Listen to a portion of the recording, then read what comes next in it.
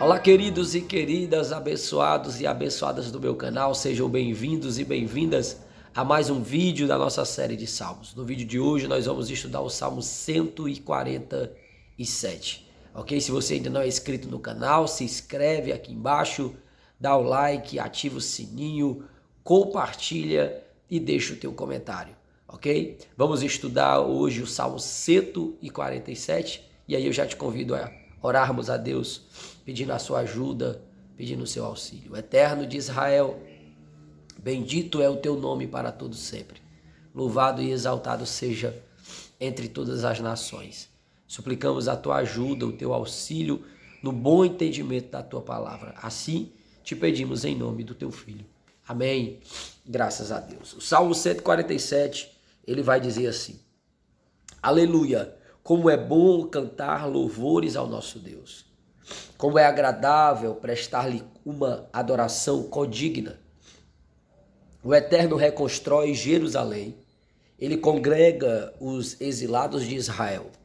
Somente ele cura os corações quebrantados e lhes pesa as feridas. Ele fixa o número das estrelas e cada uma dá um nome. Nosso Senhor é soberano e tremendo o seu poder. É infinita a sua sabedoria. O Senhor ergue os humildes, mas rebaixa o ímpio até o chão. Entoai ao Senhor com ações de graças, cantai ao nosso Deus ao som das cítaras. Ele cobre de nuvens os céus, prepara a chuva para a terra, faz brotar a relva sobre as colinas. Dá alimento ao gado e aos filhotes do corvo, quando crocitam de fome. Ele não se compraz no vigor do cavalo, nem dá valor à agilidade dos seres humanos. O Senhor se agrada dos que o temem, daqueles que depositam sua esperança em seu amor leal e perene. Glorifica ao Senhor, Jerusalém. Sião, louva teu nome, porque ele reforçou as trancas de tuas portas e em teu meio abençoou teus filhos. Ele que dá paz em tuas fronteiras, te sacia com a flor do trigo. Ele envia suas ordens à terra e veloz corre a sua palavra. Ele faz cair a neve como lã, como cinza espalha a geada. Lança o granizo aos punhados.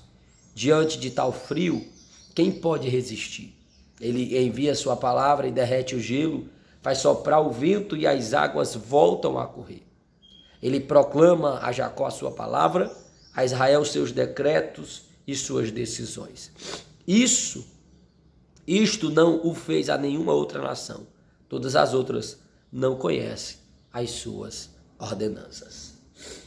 O salmista, no Salmo 147, ele está fazendo menção do momento em que Deus restaura, que Deus tira o povo que estava num cativeiro e traz de volta a Jerusalém.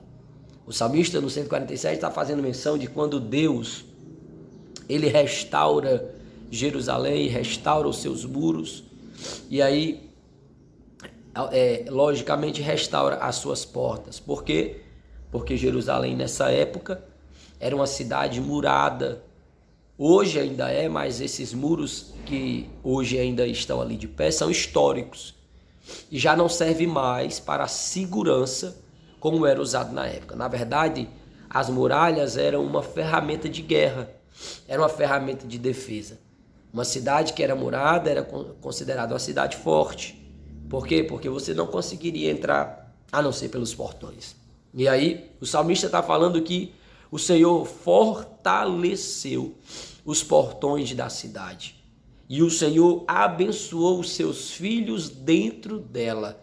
Então o salmista Davi está exaltando, está louvando e agradecendo a Deus pela restauração de Jerusalém, pela restituição dos seus compatriotas à sua terra. Então, historicamente, o Salmo 147 está falando sobre isso. Mas aí na visão espiritual, quando nós olhamos, quando nós observamos as palavras do salmista, logo nós vamos aprender lições maravilhosas aqui com o nosso Deus. Logo nós vamos ser despertados para a verdade que fortalece a nossa alma, fortalece a nossa vida. Qual verdade, Alan? A verdade é que servimos ao mesmo Deus de Israel. Quando no final do versículo o salmista vai dizer que ele não fez isso por outras nações, que ele não se revelou a outras nações. E isso aqui era uma realidade, com certeza na época em que esse salmo foi escrito. Realmente Deus havia se revelado apenas a Israel. Mas aí, através da pessoa bendita de Jesus Cristo, um judeu nato, nascido em Belém, praticante da lei do Senhor, esse judeu, esse Jesus, habitante de Nazaré, um galileu da região da Galileia, ele levou estas ordenanças, ele levou essa palavra para o mundo inteiro. Por isso que hoje, se você chegar numa tribo lá no meio da Amazônia, uma tribo que já recebeu a visita de missionários, e você perguntar a eles quem foi Moisés, esses índios vão dizer para você quem foi Moisés. Se você perguntar a esses índios quem foi Daniel, eles vão dizer quem foi Daniel e qual é a sua história. E se você perguntar para eles quem é Jesus Cristo, eles vão dizer que Jesus é o seu Messias, é o seu Cristo, é o seu Salvador. Então, queridos, a palavra de Deus, depois de Jesus Cristo, ela foi expandida para o mundo inteiro. Então, nós precisamos entender que o mesmo poder da palavra descrita pelo salmista nos versos anteriores, falando que Deus domina todos os poderes da natureza, porque foi Ele mesmo que criou. Isso se aplica a nós. E quando o salmista está falando aqui dos poderes de Deus sobre a natureza, ele não está falando só no sentido, queridos, literal, mas ele está mostrando o poder de Deus para suprir todas as necessidades do seu povo, tanto necessidades materiais, espirituais, porque quando falta a matéria, o espiritual fica abalado. Quando falta o material, o psicológico fica abalado.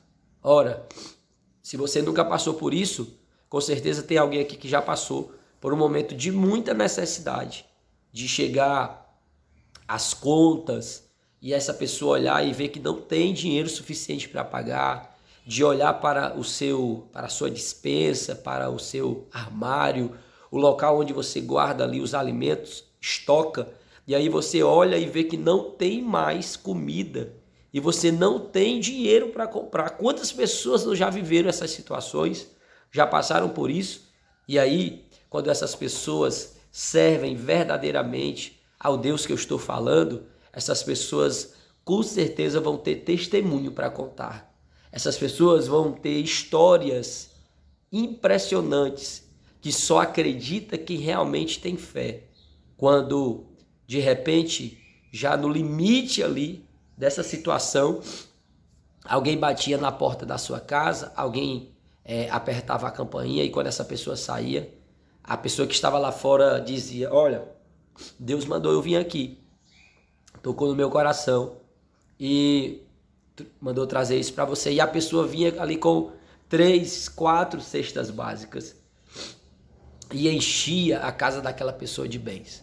Quantos e quantas histórias verídicas nós não sabemos sobre isso, de um Deus que supre a nossa necessidade.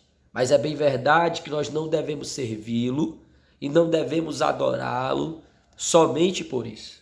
É evidente que devemos ser gratos quando Deus opera esse tipo de situação. Mas não, a nossa fé não depende dessas coisas. Devemos servi-lo e amá-lo pelo que ele é.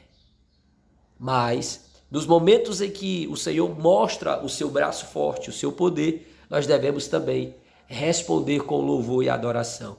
E aí, o salmista do Salmo 147, ele vai dizer mais uma verdade aqui que eu quero destacar e eu termino aqui. Ele vai dizer que Deus não se agrada daqueles que põem a sua confiança no cavalo, daqueles que põem a sua confiança no seu próprio braço. Deus não se agrada. Deus se agrada daqueles que temem a Ele e que colocam a sua confiança nele. Você está entendendo? Então, Precisamos louvar a Deus, exaltar a Deus por tudo que Ele faz na nossa vida, sim, e precisamos colocar a nossa confiança no Senhor. Amém? Que Deus te abençoe.